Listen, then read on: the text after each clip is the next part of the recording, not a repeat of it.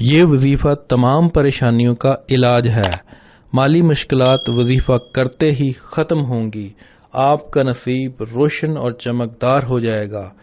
حضرت علی رضی اللہ تعالی عنہ کا فرمان ہے، دکھ میں بھی پچھتاوے کے آنسو نہ بہاؤ، کیونکہ تم وہ خوش نصیب ہو جس کو اللہ نے آزمائش کے قابل سمجھا ہے۔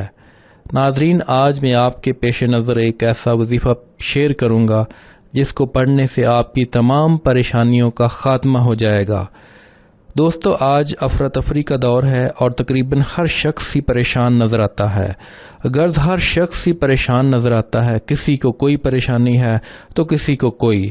غرض ہر شخص ہی پریشانیوں کے چنگل میں پھنسا ہوا ہے۔ لوگوں کی سب سے بڑی پریشانی رزق و دولت کی تنگی و بے برکتی ہے۔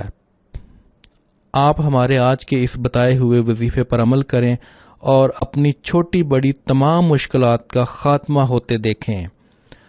عمل اور ضروری ہدایات۔ یہ وظیفہ آپ نے نماز ظہر کے بعد کرنا ہے اور سورہ احراف کی آیت نمبر 10 کو 23 مرتبہ پڑھنا ہے۔